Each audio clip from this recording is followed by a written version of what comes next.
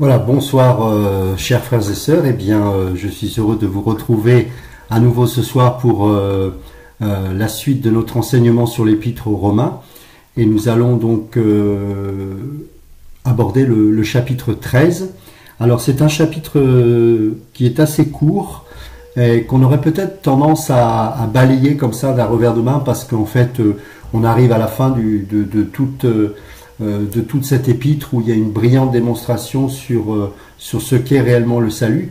Mais je crois qu'à partir du verset 13, nous devons faire attention à ne pas trop négliger ces chapitres-là, puisque à partir du chapitre 13 et au chapitre suivant, il va aborder des choses beaucoup plus pratiques.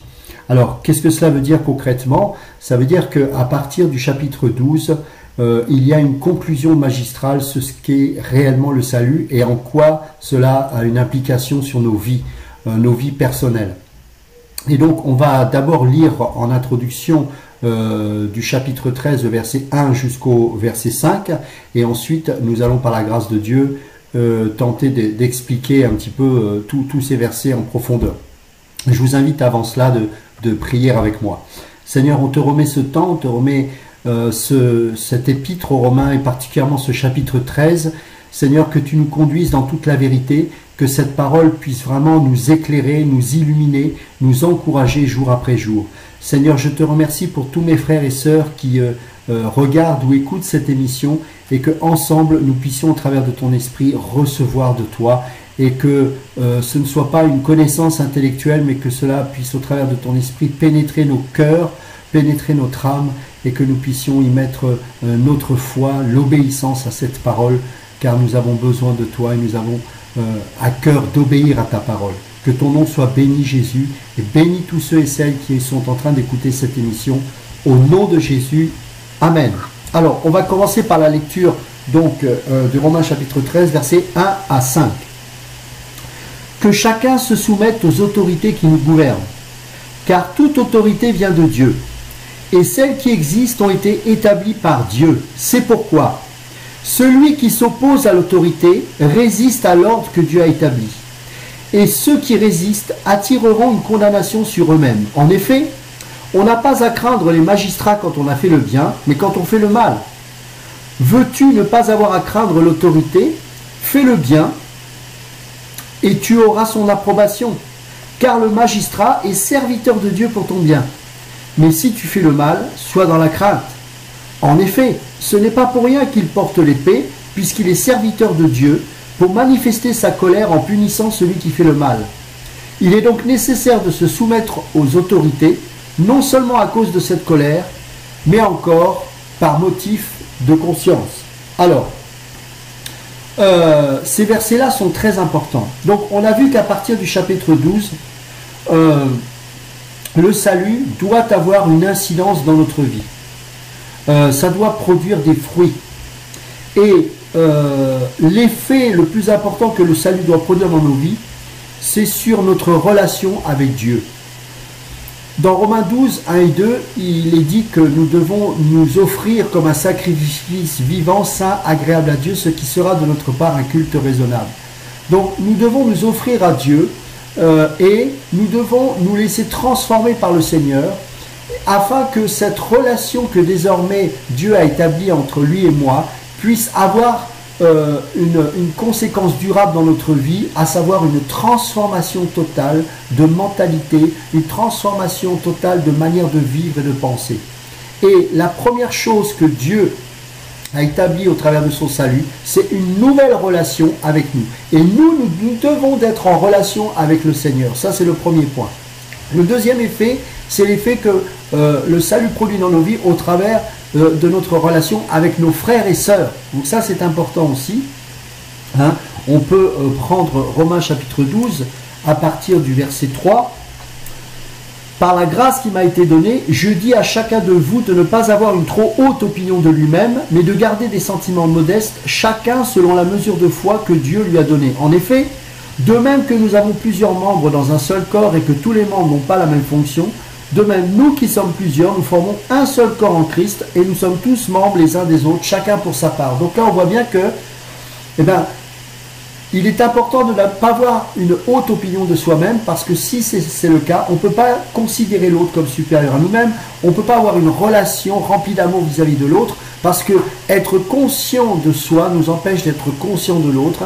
Être conscient de Dieu nous implique la mort à nous-mêmes, et au travers de cette mort à nous-mêmes, nous sommes conscients non plus de nous-mêmes et de l'autre, et là nous pouvons être membres les uns les autres, là nous pouvons avoir une relation, et là nous pouvons nous aimer. Donc ça, c'est le deuxième effet que produit le salut. Et le troisième effet, eh bien, c'est tout simplement ce qu'on vient de lire dans Romains chapitre 13, versets 1 à 5, et on pourra rajouter par la suite les deux versets suivants, jusqu'au verset 7. C'est une bonne relation avec les autorités. Alors, là, évidemment, on touche à un point délicat chez beaucoup de chrétiens, et particulièrement la France. On aime bien râler, on aime bien être rebelle, on aime bien tout ceci, tout cela. Alors, il faut qu'on soit clair par rapport à ça, c'est important. Un chrétien n'est pas là pour changer la société, n'est pas là pour manifester.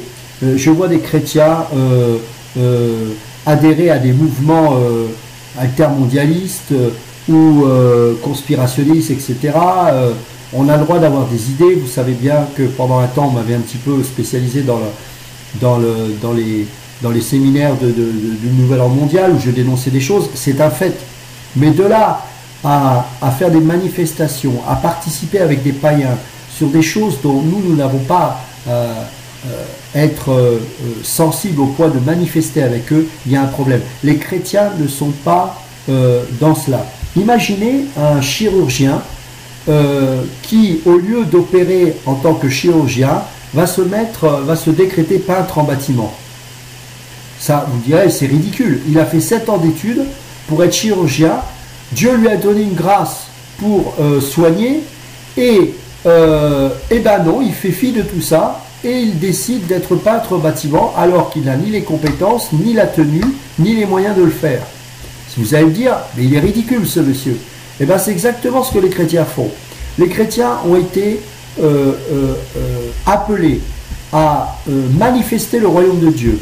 Le Seigneur nous a donné le Saint-Esprit pour qu'avec la puissance de l'Esprit Saint, nous puissions opérer dans notre vocation céleste, que nous puissions vivre l'Évangile, prêcher l'Évangile, obéir au commandement de Dieu. Et au lieu de cela, eh bien, nous allons suivre des mouvements bizarres, nous allons faire des manifestations, nous allons faire des grèves, nous allons nous rebeller, etc., etc.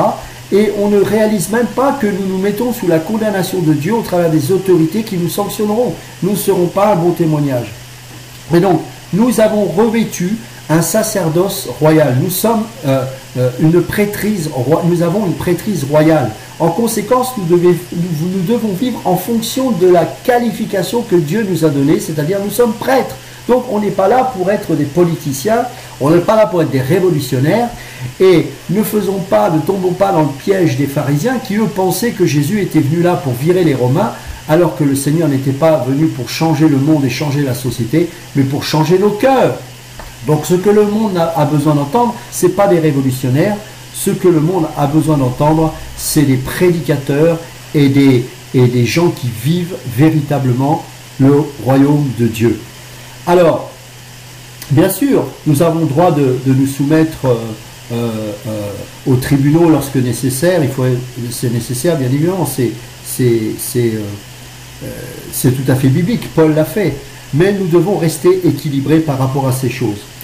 Une autre chose que nous devons comprendre, c'est que le Seigneur, lorsqu'il touche nos cœurs, lorsque le salut devient opérant dans nos vies, ce n'est pas pour autant que nous devons radicalement changer de vie forcément, ou changer de métier, ou changer d'activité. On peut voir dans l'Ancien comme dans le Nouveau Testament des illustrations de croyants dont le rôle terrestre leur a fait intégrer des services civils. Ils ne sont pas devenus religieux avec une soutane ou je ne sais quoi. Ils se sont montrés utiles à Dieu. Joseph a été en Égypte et Daniel à Babylone. Mais les deux avaient la même position d'autorité. Après que Jésus guérit le serviteur du centenier, il n'a pas conseillé ce dernier de quitter l'armée. Vous pouvez voir ça dans Matthieu chapitre 8, versets 5 à 13. Après que Zachée s'est converti, il n'a pas quitté sa profession civile, mais est devenu un collecteur d'impôts honnête. Vous pourrez voir ça dans Luc chapitre 19, versets 1 à 10. Corneille, cet autre centenier romain, a été sauvé par le ministère de Pierre et a continué par la suite de servir dans l'armée. Vous pourrez voir ça dans Actes chapitre 10. Et il n'y a aucune raison de croire que le proconsul Sergius Paulus n'ait pas continué d'exercer ses hautes fonctions après qu'il a été sauvé. On voit ça dans Actes chapitre 13, versets 4 à 12. Et c'est une question de réalisme en fait. C'est-à-dire que le Seigneur, que tu sois appelé à part et que tu sois peut-être simplement un témoin dans ton travail, dans les deux cas, tu restes un prêtre. Et dans les deux cas, en te soumettant aux autorités, dans les deux cas, tu manifestes le royaume de Dieu. Tu peux être quelqu'un qui a une belle autorité dans une mairie. Tu peux être chef d'entreprise, ce n'est pas interdit, mais tu dois être un prédicateur et celui qui manifeste le royaume de Dieu là où Dieu t'a placé. Ne nous trompons pas de combat. Dieu n'utilise pas ses dons et nos métiers terrestres pour justement qu'on puisse se réaliser soi-même ou pour qu'on puisse faire justice nous-mêmes. Non, Dieu a placé ces gens-là, c'est Daniel, c'est Joseph et tant d'autres encore, pour qu'ils soient des témoins et qu'ils puissent vivre, des témoins de Christ et qu'ils puissent vivre le royaume de Dieu. Ça, c'est très important. Hein? L'Église est appelée à être un royaume de sacrificateurs. N'oublions pas qu'à l'époque de l'Empire romain, il y avait à peu près 3 esclaves pour chaque personne libre. Donc imaginez ces esclaves, s'ils avaient la possibilité de sortir de leurs conditions d'esclaves, ils devaient en profiter, mais rares étaient ceux qui pouvaient le faire. Et donc en tant qu'esclaves, ils devaient continuer à obéir à leur maître. Et il n'était pas demandé à ces esclaves-là de faire la révolution, de tuer leur maître. Et Paul dira même que même si le maître est méchant, nous devons être zélés afin que, au travers de notre témoignage, Dieu soit honoré.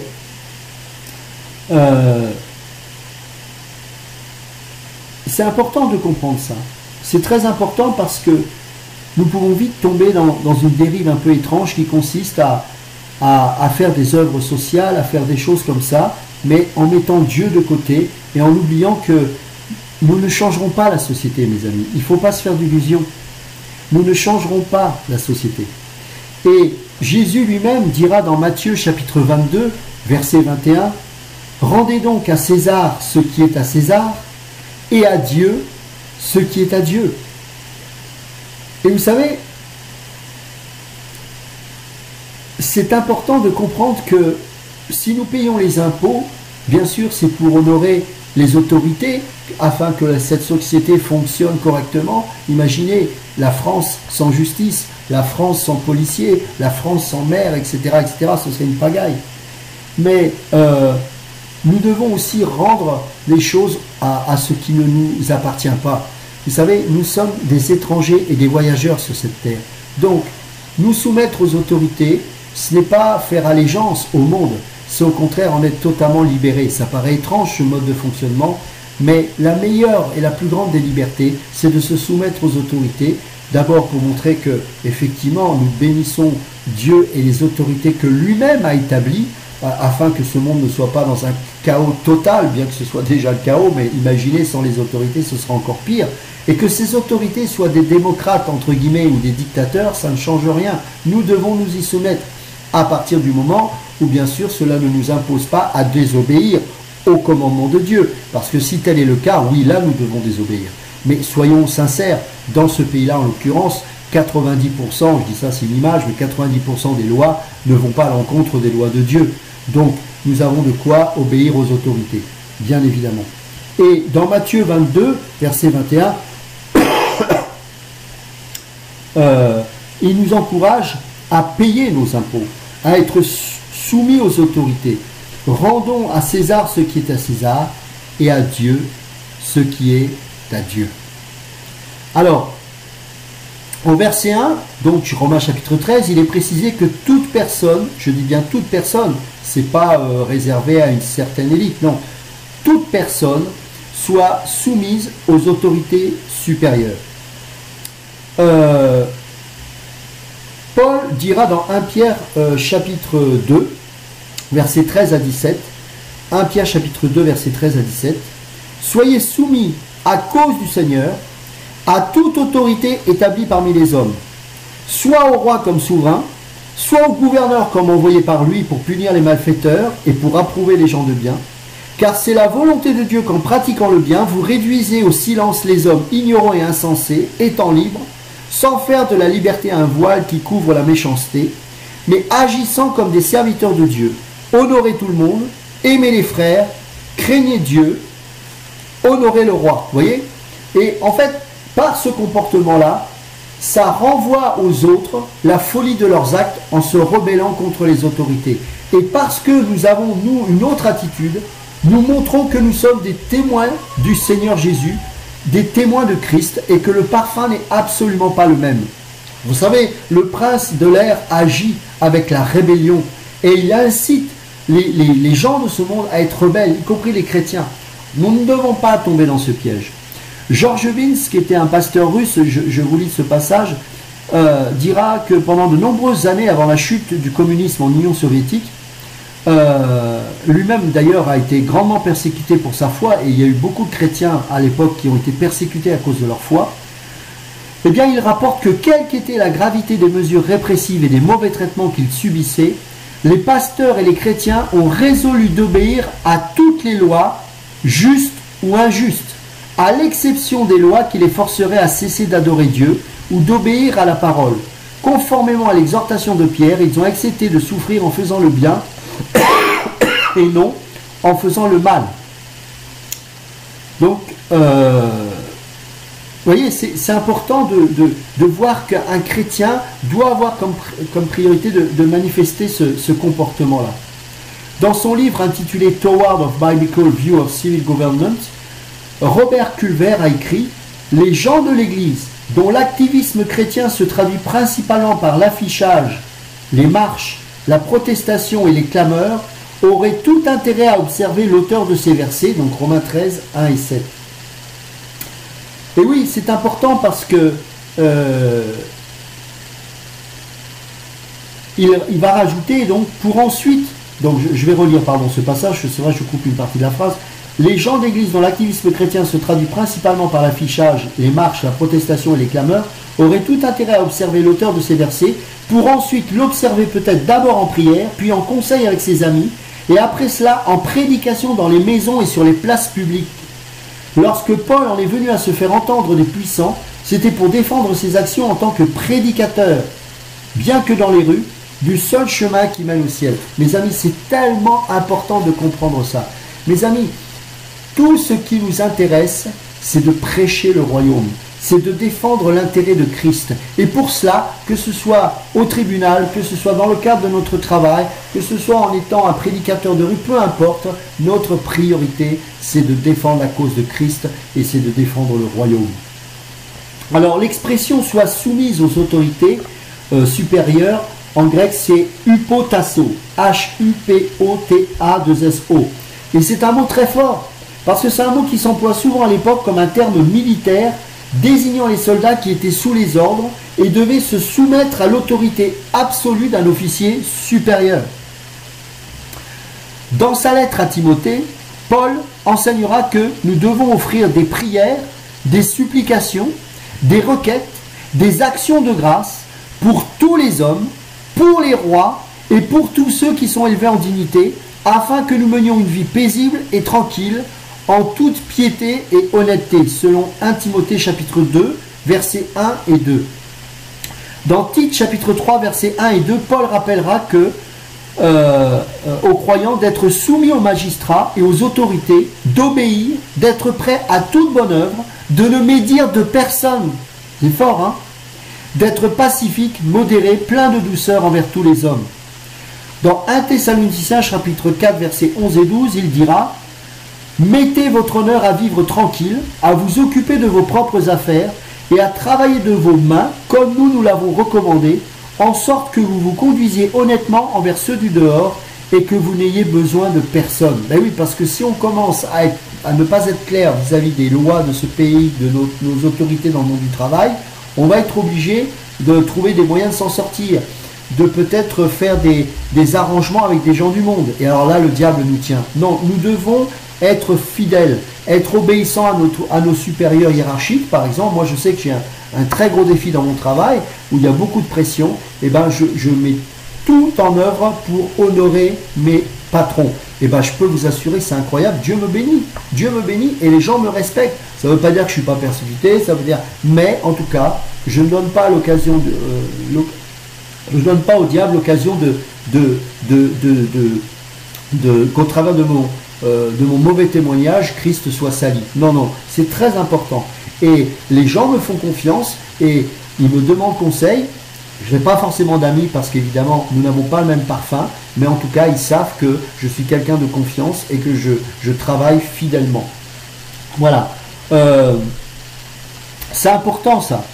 Et dans Jérémie chapitre 29, verset 7, il dira « Recherchez le bien de la ville où je vous ai mené en captivité. » Vous voyez, alors que le peuple a été déporté, hein, Dieu leur demandera de rechercher le bien de la ville. Et priez l'Éternel en sa faveur, parce que votre bonheur dépend du sien. Mon bonheur, dans mon travail, dépend de la manière aussi où je vais intercéder pour mes supérieurs et je vais les honorer. Et dans le pays, c'est la même chose. C'est important de comprendre ces choses. Alors, parfois, Dieu, parce que les hommes nous pousseront à faire des choses qui sont contraires à la loi de Dieu, eh bien, nous serons amenés à désobéir à ces lois. Hein, lorsque, notamment, Pharaon a ordonné aux sages-femmes juifs prénommés Shifra et Pua de tuer tous les enfants mâles dès leur naissance, il est dit dans Exode chapitre 1 verset 17 qu'elles craignèrent Dieu et ne firent point ce que leur avait dit le roi d'Égypte. Elles laissèrent vivre les enfants. Et comme ces femmes ont refusé de désobéir à Dieu en commettant des meurtres, Dieu a honoré leur désobéissance civile et fit du bien aux sages-femmes, et le peuple multiplia et devint très nombreux. Vous voyez, donc ça c'est vraiment étonnant. Daniel est un parfait exemple. Shadrach, Meshach et Abednego qui refusèrent d'adorer la statue et ils ne furent pas consumés dans le feu. Daniel qui fut, parce qu'il refusait de se prosterner, qu'il continuait d'adorer le Seigneur, eh bien, a été emmené dans la fosse au lion. On a vu que Dieu l'a épargné. Donc, il y a une bénédiction au travers de l'obéissance. Donc ça, c'est important. Donc, la deuxième partie du verset 1, il est dit que il n'y ait point d'autorité qui ne vienne de Dieu, et les autorités qui existent ont été instituées de Dieu. Ah, ça c'est important, parce que dans Éphésiens chapitre 2, versets 1 et 2, il est dit que le prince de la puissance de l'air agit maintenant dans les fils de la rébellion. Donc, quelqu'un qui est rebelle est animé par le prince des ténèbres. Le monde entier est sous la puissance du malin, dira Jean dans 1 Jean chapitre 5 verset 19. Et donc, nous ne devons pas marcher selon le train de ce monde et selon la puissance de rébellion que manifeste le diable. En fait, celui qui s'oppose à l'autorité, il faut être clair, il s'oppose directement à Dieu. Hein, c'est ce qu'il dira au verset 2, la première partie du verset 2. C'est pourquoi celui qui s'oppose à l'autorité résiste à l'ordre que Dieu a établi. Combien de fois le peuple conduit par Moïse a voulu se rebeller contre l'autorité même que Dieu avait établie sur son peuple, à savoir Moïse. On a vu ce que cela a provoqué. Hein, donc évitons ce genre de choses. Et la deuxième partie du verset 2 est très intéressante, puisqu'après avoir dit « c'est pourquoi celui qui s'oppose à l'autorité résiste à l'ordre que Dieu a établi », il est dit « et ceux qui résistent attireront une condamnation sur eux-mêmes ». Qu'est-ce que ça veut dire? Ça ne veut pas dire que... ça ne parle pas du jugement direct de Dieu contre ceux qui résistent aux autorités civiles, mais plutôt de la condamnation que le gouvernement fait lui-même subir aux hommes en guise de châtiment. C'est-à-dire que si tu te rebelles aux autorités, si tu résistes, la condamnation qui viendra sur toi n'est pas directement venue de Dieu, mais viendra de ces juges eux-mêmes qui te condamneront, et ce sera la honte. Donc, on voit cela. Regardez dans Matthieu chapitre 26 verset 52. Il est très intéressant de voir que Jésus dira à Pierre, remets ton épée à sa place, car tous ceux qui prendront l'épée périront par l'épée.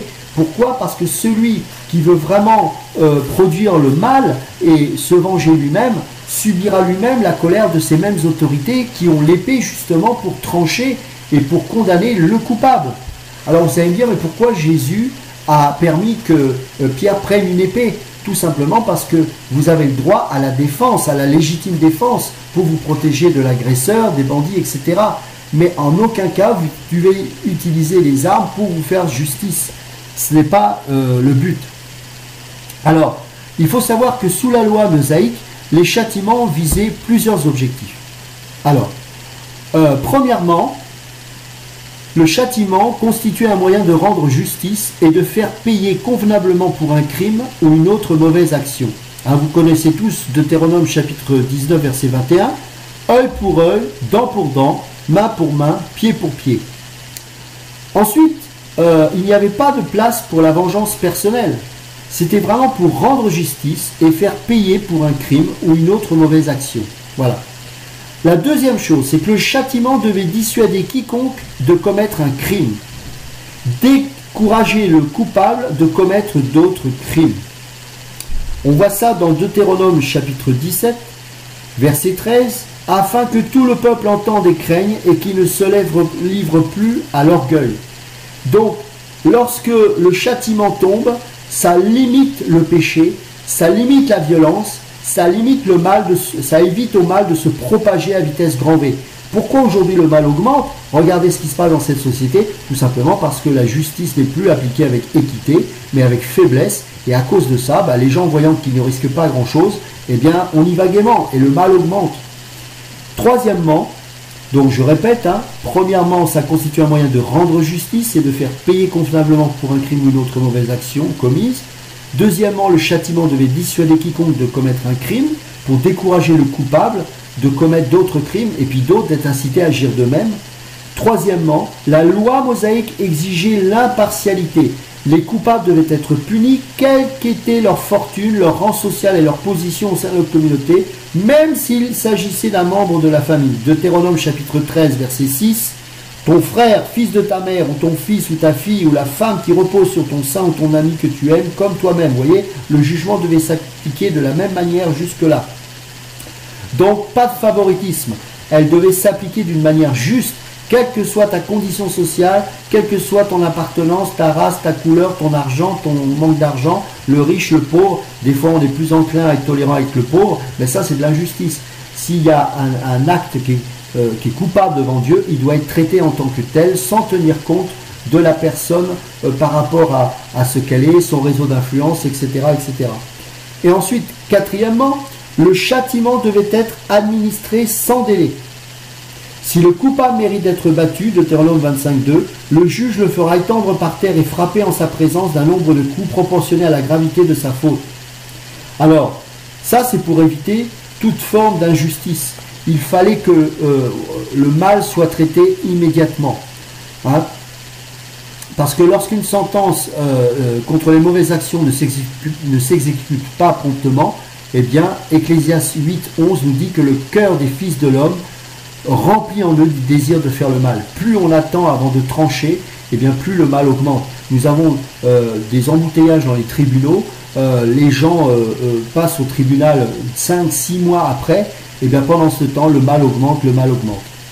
Et cinquièmement, la loi de l'Ancien Testament prescrivait le pardon et la réhabilitation, sauf le cas bien sûr d'une exécution. Deutéronome chapitre 25, verset 3. Le juge ne lui fera pas donner plus de 40 coups, de peur que si l'on continue à le frapper, en allant beaucoup au-delà, ton frère ne soit avili à tes yeux. Hein, les criminels ne devaient pas être stigmatisés de manière permanente. Une fois que le coupable avait purgé sa peine, la société devait le réintégrer. Ainsi, comme il est dit au verset 3, la première partie du verset 3, ce n'est pas pour une bonne action, c'est pour une mauvaise que les magistrats sont à redouter. Et n'oubliez pas une chose, dans l'Ancienne Alliance, les prisons n'existaient pas. Le fait même qu'il y ait des prisons partout dans les pays païens des temps bibliques, eh bien, montrait qu'il y avait un problème dans la justice. Car dans la loi d'Israël, les criminels, soit ils perdaient la vie parce qu'ils avaient commis un meurtre, ou ils travaillaient pour réparer les torts causés. Se contenter de les mettre en prison, ça n'avait aucune valeur. Et il faut savoir que la mention d'emprisonnement est apparue dans Esdras à partir du chapitre 7 au verset 26, qui a donc été faite au milieu du 5e siècle avant Jésus-Christ, après que le peuple de Dieu eut passé 70 ans de captivité à Babylone. Et là, évidemment, l'emprisonnement était monnaie courante. Mais les longues peines d'emprisonnement n'étaient jamais une option sous la loi divinement révélée de l'Ancien Testament. La prison n'est pas biblique. La prison n'était pas quelque chose de juste. Hein. Il fallait vraiment soit exécuter la mort, soit il fallait réparer. Et en tout cas, la prison, c'est un foyer de délinquance. Et donc, c'est la raison pour laquelle, là encore, on a des gens qui ressortent de prison encore pire qu'avant, parce que ça entretient la délinquance. Au verset 3 et 4, il est dit « Veux-tu ne pas craindre l'autorité, fais le bien, et tu auras son approbation. Le magistrat est serviteur de Dieu pour ton bien. » Alors, Dieu a institué le gouvernement civil dans le but de promouvoir le bien du public. En général, les citoyens paisibles et respectueux des lois ont été favorablement traités par leur gouvernement tout au long de l'histoire. Évidemment, sauf si vous avez des Nérons ou des fous, des cinglés qui ont envie de persécuter les chrétiens. Bon, ben là, ça on ne peut pas faire grand-chose. Alors, encore une fois, il n'est pas mauvais pour un chrétien d'utiliser les lois de ce pays, les tribunaux, etc., pour que justice soit rendue, bien évidemment. Paul s'en est servi dans Acte 25, verset 11, mais c'est vraiment pour la cause de Christ. Alors, il faut savoir que l'autorité représente donc l'institution du gouvernement civil, et il est en fait serviteur de Dieu. C'est pas, c'est vraiment un serviteur de Dieu. Et je suis triste de voir que beaucoup de chrétiens font allégeance à des pasteurs qui peuvent faire tout et n'importe quoi dans leur assemblée, mais que dès qu'il s'agit de faire allégeance aux autorités de ce pays, eh bien, on devient rebelle, alors que Dieu les considère aussi comme des serviteurs de Dieu. Robert Aldam a fait remarquer ceci, je vais vous lire parce que c'est très intéressant. L'institution du gouvernement civil sert à dispenser la miséricorde, et elle est si indispensable que dès l'instant où elle cesse d'exister sous une forme, elle s'établit de nouveau sous une autre. Depuis la chute, moment où la domination d'une partie de la race humaine sur une autre est entrée immédiatement en existence, dans Genèse 3,16, le monde connaît un tel état de corruption et de dépravation que sans l'obstacle puissant que le gouvernement civil oppose aux passions égoïstes et malveillantes des hommes, il vaudrait mieux pour nous vivre parmi les bêtes de la forêt qu'au sein de la société humaine. Dès que ces entraves sont éliminées, l'homme se montre sous son vrai jour. Lorsqu'il n'y avait pas de roi en Israël et que chacun faisait ce qui lui semblait bon, nous voyons dans les 3 derniers chapitres du livre des Juges quelles en ont été les terribles conséquences. Je dis toujours, nous sommes pires que les bêtes, sans une autorité, sans un gouvernement, et c'est pour ça quand on lit le livre de l'Apocalypse, qu'on regarde le comportement du monde à la fin des temps, où toutes les structures vont imploser, eh bien l'homme va être pire que les animaux, et ce sera n'importe quoi. Et vous savez, je vais vous dire quelque chose qui va peut-être choquer les chrétiens un peu gauchos, un peu gna-gna. La peine de mort est tout à fait biblique. Je recommence, je sais que je vais choquer en disant ça, mais la peine de mort est tout à fait biblique. Et je vous rappelle que l'institution de la peine de mort a été établie par Dieu bien avant la loi. Donc ce n'est pas sous la loi mosaïque qu'elle a été établie, c'est un principe de Dieu. Genèse chapitre 9 verset 6, « Si quelqu'un verse le sang de l'homme, par l'homme son sang sera versé, car Dieu a fait l'homme à son image. »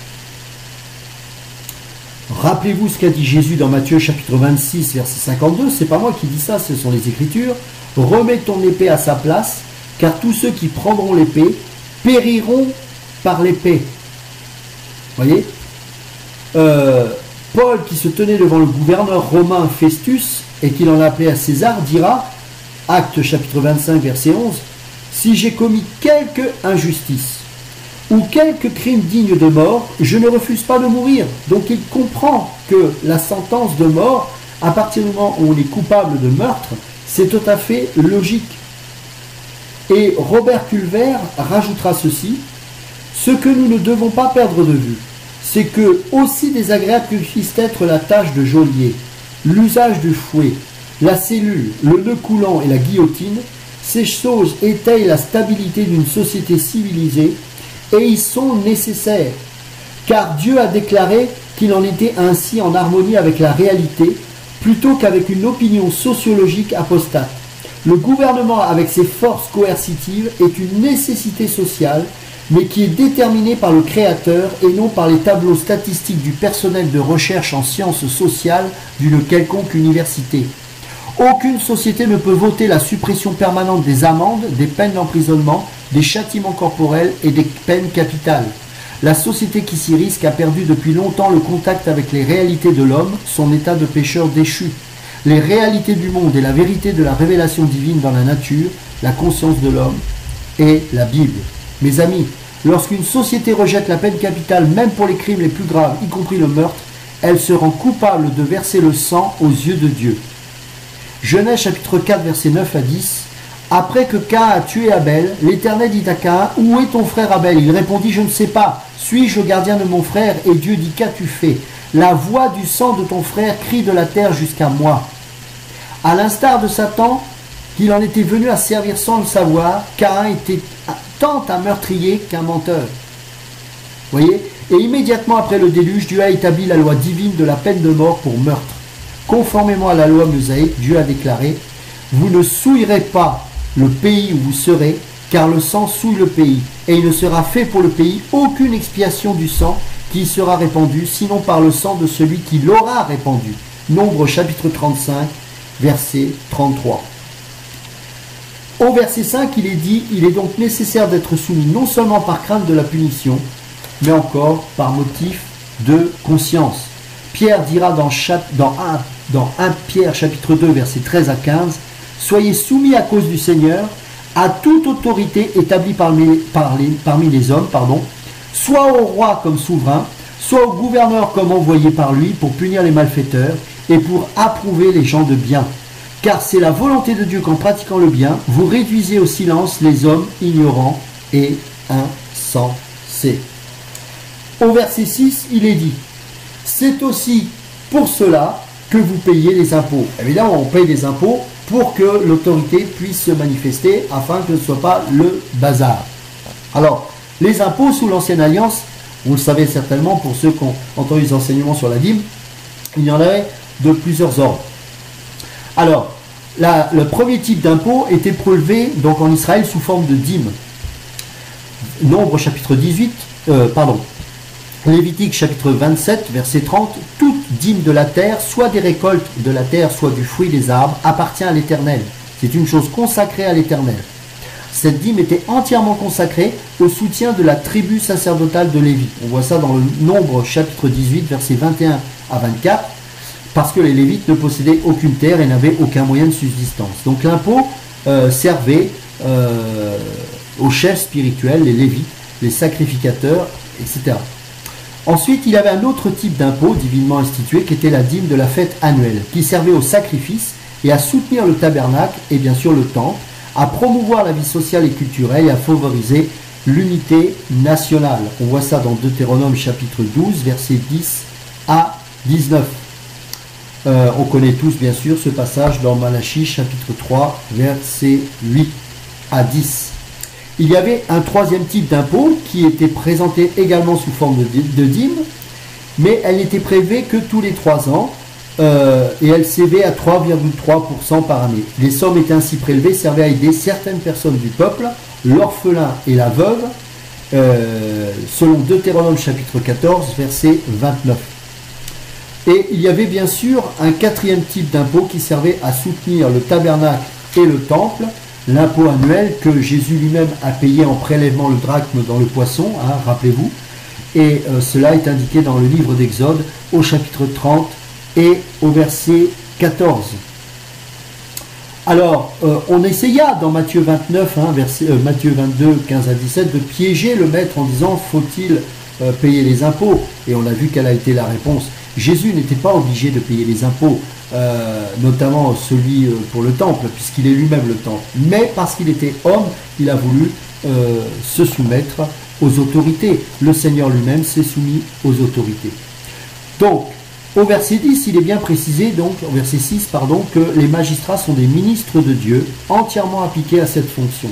Et le mot ministre ici, vous remarquerez que ce n'est pas doulos, hein, dans le sens serviteur ou esclave, absolument pas, mais c'est leturgos, L-E-I-T-O-U-R-G-O-S, et c'est un mot qu'on utilise à l'origine pour désigner une personne occupant une fonction publique à ses propres frais.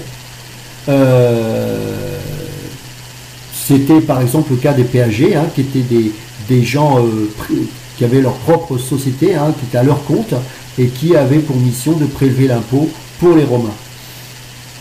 Voilà, donc je vais vous lire également un passage intéressant de Clément de Rome.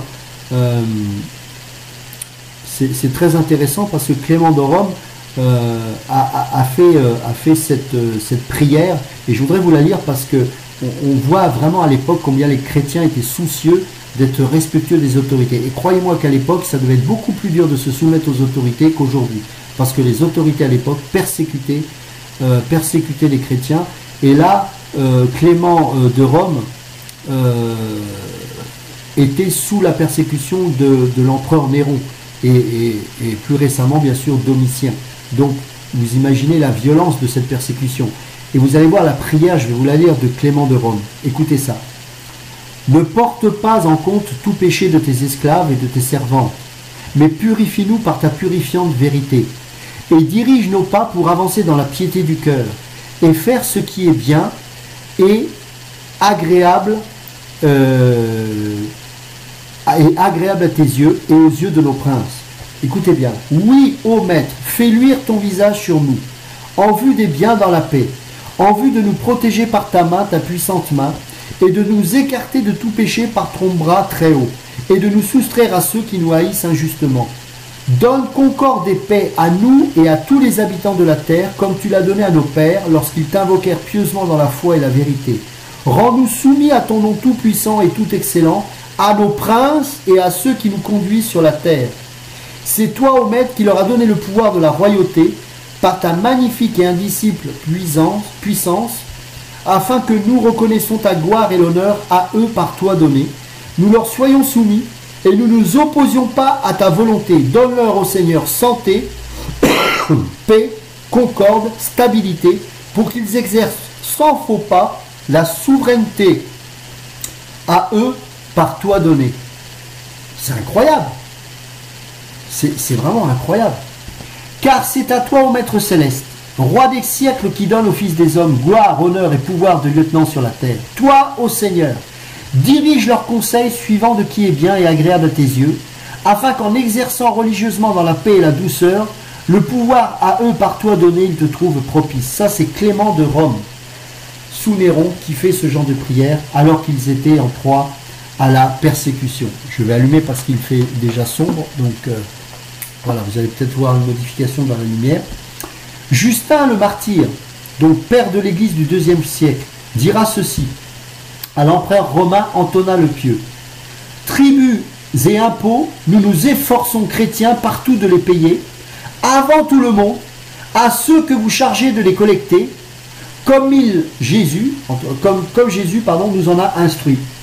Voilà pourquoi nous n'adorons que Dieu seul, mais pour le reste nous vous obéissons avec joie, car nous vous reconnaissons comme roi et chef des hommes, et nous demandons dans nos prières qu'avec la puissance souveraine, on puisse aussi trouver en vous la sagesse et la raison. Mes amis, on est loin du christianisme d'aujourd'hui, je suis désolé.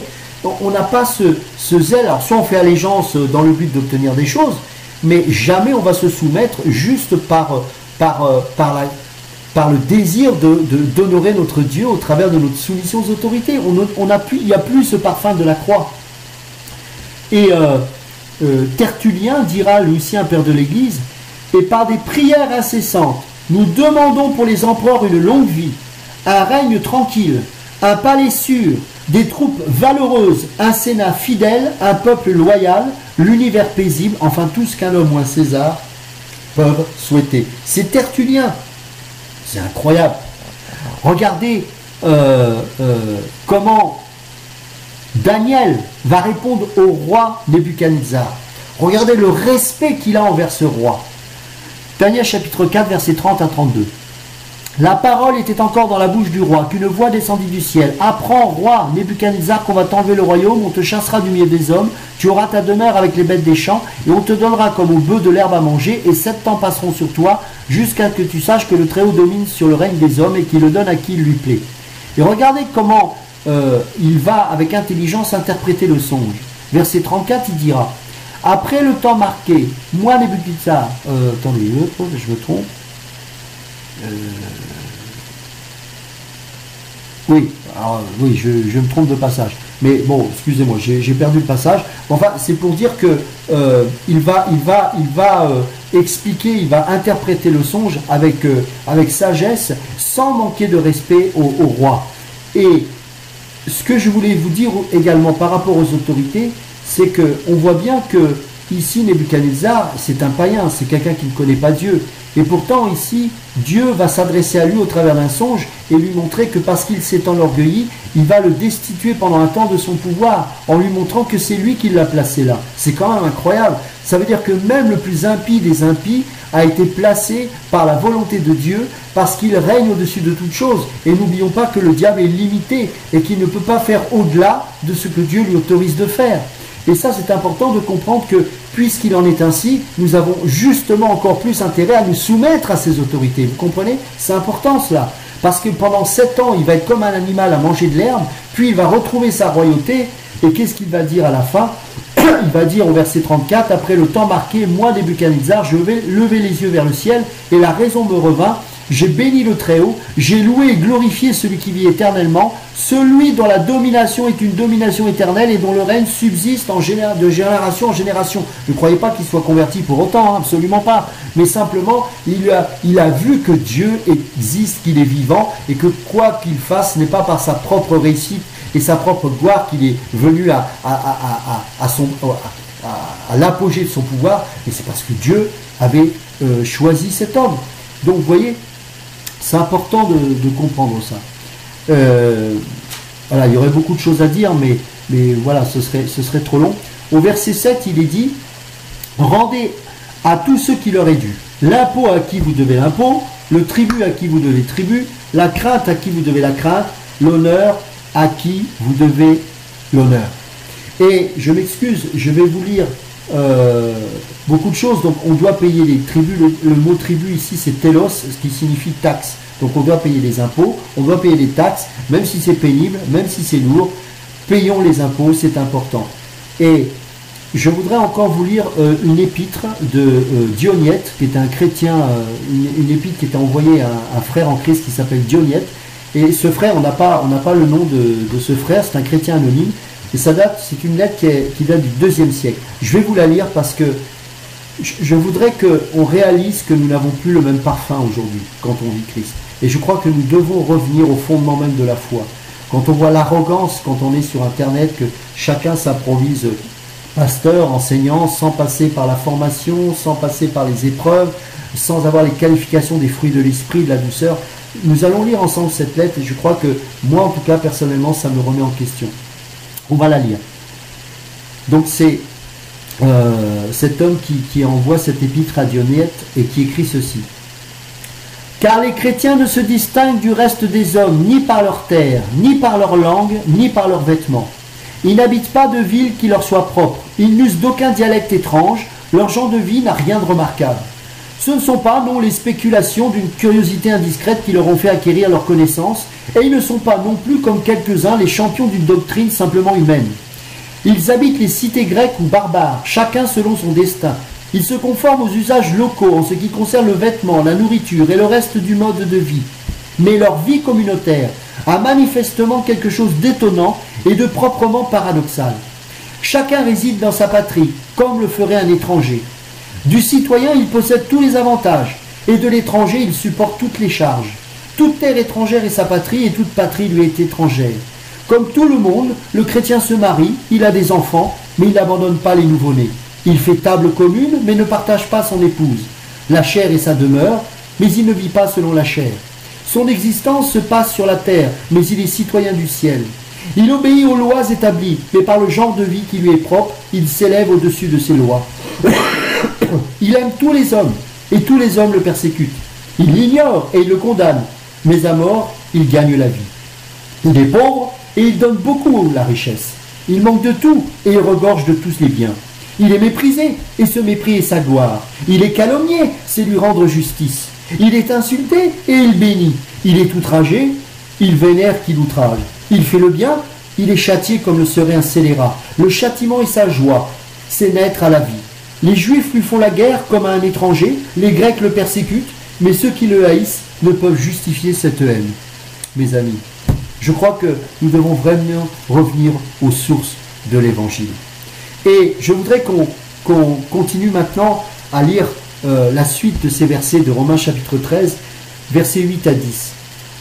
Ne devez rien à personne, si ce n'est de vous aimer les uns les autres, car celui qui aime les autres a accompli la loi. En effet, les commandements, tu ne commettras pas d'adultère, tu ne commettras pas de meurtre, tu ne commettras pas de vol, tu ne porteras pas de faux témoignages, tu ne convoiteras pas, ainsi que tous les autres, se résument dans cette parole. Tu aimeras ton prochain comme toi-même. L'amour ne fait pas de mal au prochain. L'amour est donc l'accomplissement de la loi. Cela est d'autant plus important que vous savez quel temps nous vivons. C'est l'heure de vous réveiller enfin du sommeil. Donc, on voit bien que là, nous avons une dette. Vous savez, il y a beaucoup de chrétiens, en parlant de dette, c'est intéressant parce que un chrétien ne doit pas emprunter de l'argent. C'est totalement faux. C'est totalement faux. Vous pouvez emprunter de l'argent, mais lorsque c'est un frère vis-à-vis d'un frère, ça doit être sans intérêt. Et dans le monde séculier, vous pouvez emprunter, il y aura des intérêts, et vous devez par contre payer vos dettes. Là où c'est plus biblique, c'est si vous ne payez plus vos dettes. Et j'encourage les chrétiens à avoir le moins de prêts possible. Mais ne soyons pas idiots. Je veux dire, nous avons, sous l'Ancienne Alliance, des exemples de prêts. La loi mosaïque exigeait ceci. Exode chapitre 22, verset 25. Vous pourrez lire aussi Psaume chapitre 15, verset 5. Si tu prêtes de l'argent à mon peuple, au pauvre qui est avec toi, tu ne seras point à son égard comme un créancier. Tu n'exigeras de lui point d'intérêt. Donc on voit bien qu'il est permis de prêter de l'argent et il est permis d'en emprunter. Lévitique chapitre 25, versets 35 et 36. Nombre chapitre 5, Néhémie chapitre 5, verset 7. Et Ézéchiel chapitre 22, verset 12. Dans Lévitique, il est dit, si ton frère devient pauvre et que sa main fléchisse près de toi, tu le soutiendras. Tu feras de même pour celui qui est étranger qui demeure dans le pays, afin qu'il vive avec toi. Tu ne tireras de lui ni intérêt ni usure, tu craindras ton Dieu, et ton frère vivra avec toi. Regardez Psaume chapitre 37, versets 21 et 26. Le juste est compatissant et il donne. Toujours il est compatissant et il prête, et sa postérité est bénie. Et que celui qui a pitié du pauvre prête à l'Éternel, qui lui rendra selon son œuvre. Proverbe chapitre 19, verset 17. Donc la loi régissait soigneusement les prêts en interdisant aux prêteurs d'exiger des intérêts de ceux qui étaient indigents. Mais elle n'interdisait pas de prêter de l'argent en exigeant des intérêts justes et raisonnables. Donc vous voyez, il faut connaître un petit peu la parole pour ne pas faire dire ce qu'elle n'a jamais voulu dire. Matthieu chapitre 5, verset 42, dans le sermon sur la montagne, Jésus approuve les emprunts. Donne à celui qui te demande et ne te détourne pas de celui qui veut emprunter de toi. Voyez ? Luc chapitre 6, verset 35. Aimez vos ennemis, faites du bien et prêtez sans rien espérer. Sans rien espérer. C'est-à-dire que si la personne ne peut pas, tu as prêté, pour ça moi je préfère donner, au moins j'ai pas de souci. Regardez, dans le monde des affaires, mis à part les pauvres, Jésus a approuvé le prêt d'argent aux fins d'investissement, donc avec intérêt. Et j'en veux pour preuve la parabole des talents. Matthieu chapitre 25, versets 14 à 30. Le maître a hautement louangé les deux serviteurs qui ont judicieusement investi son argent, mais a fortement réprimandé le serviteur infidèle qui s'est contenté d'enterrer l'argent qui lui avait été confié. Versets 26 à 27. Serviteur méchant et paresseux, il te fallait donc remettre mon argent au banquier, et à mon retour, j'aurais retiré ce qui est à moi avec intérêt.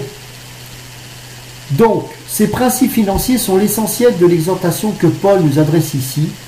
Ne devez rien à personne, c'est-à-dire payez vos dettes, et si vous avez emprunté, payez vos dettes. Par contre, mes amis, nous avons une dette qui, elle, doit être perpétuelle. un crédit sans fin, tout le temps renouvelable. Et nous devrons toujours payer cette dette. Et quelle est-elle, cette dette? Eh bien, c'est la dette de l'amour. S'aimer les uns les autres. Nous devons être redevables les uns les autres. Nous devons nous supporter. Nous devons être patients. Dans Jean chapitre 15, verset 13, Jésus dit qu'il n'y a pas de plus grand amour que de donner sa vie pour ses amis. L'apôtre Jean dira, nous avons connu l'amour en ce qu'il a donné sa vie pour nous. Nous aussi, nous devons donner notre vie pour les frères. 1 Jean chapitre 3, verset 16. 1 Pierre chapitre 1, verset 22, ayant purifié vos âmes en obéissance à la vérité pour avoir un amour fraternel sincère. Aimez-vous ardemment, pas avec mollesse, ardemment les uns les autres de tout votre cœur. Je me rappelle le nombre de fois où j'étais poussé par l'esprit à aller chercher un frère qui était dans la galère parce qu'on se doit de s'aimer les uns les autres. 1 Corinthiens chapitre 14 verset 1, Paul dira recherchez l'amour, recherchez, c'est pas quelque chose de passif, c'est le désir de rechercher l'amour.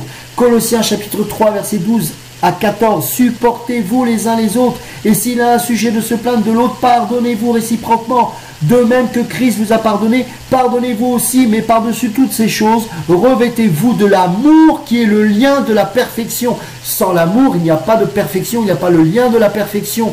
Le lien de la perfection, c'est l'unité des uns et des autres du corps de Christ dans l'amour. C'est ce qui nous lie, c'est ce qui nous permet de nous aimer.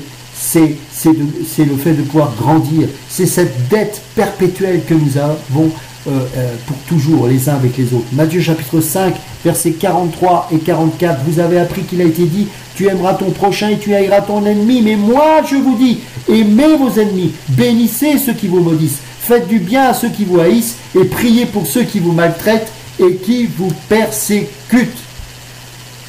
Voilà, c'est très important. Voilà, il y aurait tant d'autres choses encore à dire. On continue. Donc, versets 9 et 10, hein, les commandements, tu ne commettras point d'adultère, tu ne tueras point, tu ne déroberas point, tu ne convoiteras point, et ce qu'il peut y avoir encore se résume dans cette parole, tu aimeras ton prochain comme toi-même. L'amour ne fait point de mal à son prochain. Rappelez-vous cette parole que je cite souvent dans Philippiens chapitre 2, versets 3 et 4. Ne faites rien par esprit de parti ou par vaine gloire, mais que l'humilité vous fasse regarder les autres comme étant au-dessus de vous-même. Que chacun de vous, au lieu de considérer ses propres intérêts, considère aussi ceux des autres. Vous voyez, c'est important. Le fait de tuer, le fait de coucher avec une autre femme, ce n'est pas aimer une autre femme, c'est tout simplement une convoitise charnelle et sexuelle. Parce que quand on aime, on reste fidèle. Quand on aime, on pardonne. Quand on aime, on ne convoite pas l'autre. On est content quand il réussit. On est content quand il a plus que nous. Parce que l'amour est le fondement même des commandements de Dieu et de la loi mosaïque. L'amour est l'accomplissement de la loi, nous dira le Seigneur. C'est très important de comprendre ces choses. Tout ce que vous voulez que les hommes fassent pour vous, faites-le de même pour eux, car c'est la loi et les prophètes. Matthieu 7, chapitre 7, verset 12. Alors, on va terminer avec ces derniers versets, à partir du verset 11 jusqu'au verset 14. Je vais aller vite parce que j'ai déjà brièvement abordé ce sujet précédemment. Cela est d'autant plus important que vous savez quel temps nous vivons. Mes amis, c'est le temps de nous aimer, hein. Ce n'est pas le temps de se taper dessus. La dette, elle est perpétuelle. La dette d'être redevable, d'être uni, d'être rempli d'amour, de pardonner, de donner, de nous humilier, d'écouter l'autre, d'élever l'autre, de l'encourager.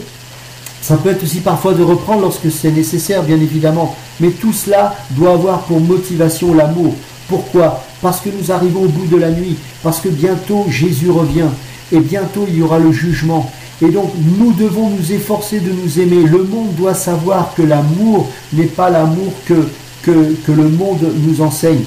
Le véritable amour, c'est d'abord d'aimer Dieu et de s'aimer les uns les autres avec vérité. Alors, au verset 11, cela est d'autant plus important que vous savez quel temps nous vivons. C'est l'heure de vous réveiller enfin du sommeil. Réveiller, c'est pas gueuler dans un micro et crier à tout va en disant repentez-vous, je sais pas quoi. Non, le réveil, c'est le réveil de l'amour. Et l'amour nous pousse à prêcher la saine doctrine, prêcher la vérité, à à prêcher ce qui est de Dieu, ce qui n'est pas de Dieu, mais c'est surtout à vivre l'évangile. Et c'est l'heure de se réveiller, c'est l'heure d'être redevable, d'avoir la dette perpétuelle de l'amour, comme Paul nous l'explique et nous les a expliqués dans les versets précédents. Car maintenant le salut est plus près de nous qu'au moment où nous avons cru. Et là c'est lié à la délivrance, le jour du retour du Seigneur. La nuit est bien avancée, le jour approche. Débarrassons-nous donc des œuvres des ténèbres et revêtons les armes de la lumière. Ah mes amis, les armes de la lumière. Conduisons-nous honnêtement comme en plein jour, sans orgie, ni ivrognerie, sans immoralité ni débauche, sans dispute ni jalousie, mais revêtez-vous du Seigneur Jésus-Christ et ne vous préoccupez pas de votre nature propre pour satisfaire ses convoitises. Mes amis, n'abandonnons pas, il est dit dans Hébreux chapitre 10, versets 24 et 25, n'abandonnons pas notre assemblée comme c'est la coutume de quelques-uns, mais exhortons-nous réciproquement. Pourquoi? Et cela d'autant plus que vous voyez s'approcher le jour du retour du Seigneur. Jacques chapitre 5, versets 7 et 8. Soyez donc patients, frères, jusqu'à l'avènement du Seigneur. Affermissez vos cœurs, car l'avènement du Seigneur est proche. 1 Pierre chapitre 4, versets 7 et 8. Soyez donc sages et sobres pour vaquer à la prière. Avant tout, ayez les uns pour les autres un ardent amour, car l'amour couvre une multitude de péchés. 2 Corinthiens chapitre 5 verset 10. Il nous faut tous comparaître devant le tribunal de Christ afin que chacun reçoive selon le bien et le mal qu'il aura fait, étant dans notre corps. Donc c'est le temps du réveil, c'est le temps de l'amour, c'est le temps de nous exhorter réciproquement. C'est pas le moment de l'isolement et de vivre chacun comme un soi-disant prophète en refusant la redevabilité. N'abandonnons pas la réunion de nous-mêmes, un synagogué, comme on l'a cité dans Hébreux chapitre 10.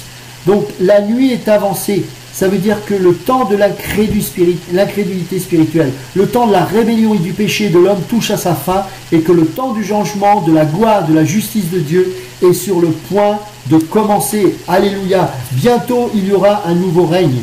Et vous savez, soyons revêtus de Christ comme on l'a lu.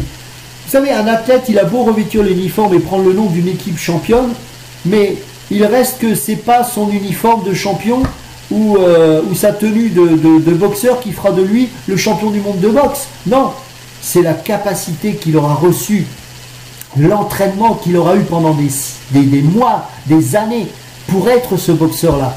Il y a beaucoup de chrétiens qui disent « Moi, je suis chrétien ». Mais est-ce qu'en toi, il y a la puissance de l'Esprit Saint pour vivre conformément à la volonté de Dieu, pour vivre conformément aux Écritures? Est-ce que l'Esprit de Dieu est enraciné en toi? Est-ce que dans les coulisses, il y a des mois et des années de sanctification, de travail, de remise en question? Tu tombes mais tu te relèves, tu avances, tu progresses. Et ça, c'est ce qui fait de toi un champion. C'est pas le fait que tu aies une tenue religieuse ou le fait que tu te dises chrétien ou que tu cries dans un micro. C'est la puissance de la vie intérieure que tu mènes devant Dieu. Et ça, ce sont que tes proches qui peuvent véritablement le voir. Et c'est eux qui doivent donner témoignage à Dieu si tu es véritablement un enfant de Dieu ou pas. Parce que c'est trop facile devant une caméra comme je le fais là de vous dire que je suis un chrétien. Ce sont ceux qui me connaissent directement qui doivent attester si ma vie est conforme aux Écritures ou pas. On n'est pas parfait, loin s'en faut, mais nous devons tendre vers cette perfection. Et je voudrais juste terminer par un poème que personnellement j'aime beaucoup. Et je voudrais qu'on lise ça sérieusement parce que je crois qu'aujourd'hui nous devons prêcher et vivre un autre évangile. Je ne sais pas si vous faites le même constat que moi, mais on est vraiment fatigué de voir un évangile tordu, bizarre, où c'est toujours l'ego qui est mis en avant.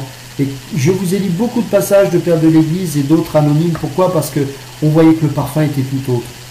Et je voudrais finir avec ce poème et que ensuite, après ce message, si vous avez écouté ce direct et si plus tard vous allez réécouter cette vidéo, soyez dans un état de contrition, de prière, dire Seigneur, est-ce que vraiment ce qui sort de ma bouche, ce qui sort de ma vie, ce qu'il y a dans ma tête, dans mon âme, c'est vraiment la croix? Est-ce qu'il y a vraiment la douceur, l'humilité?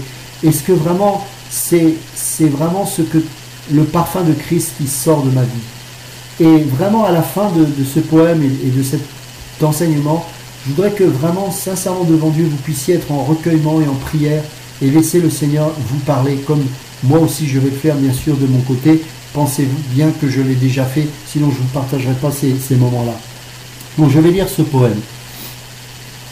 Lorsque je me tiendrai devant le tribunal de Christ, et qu'il me montrera les projets qu'il avait conçus pour moi, le plan de ma vie tel qu'elle aurait pu être, et que j'aurai en quoi je lui aurais nui ici-bas, et que je verrai, en quoi je lui aurais nui ici-bas, et que je l'aurais retenu là-haut, et que j'aurais refusé de renoncer à ma volonté. Y aura-t-il de la tristesse dans les yeux de mon Sauveur? De la tristesse bien qu'il m'aime encore? Il me voudrait riche, mais je reste dans la pauvreté, dépouillé de tout, sauf de sa grâce, tandis que les souvenirs me hantent comme des fantômes. Sur un sentier que je n'arrive pas à retracer, c'est alors que mon cœur dévasté se brisera par des larmes que je n'arriverai pas à verser. Je me couvrirai le visage de mes mains vides, j'inclinerai ma tête sans couronne.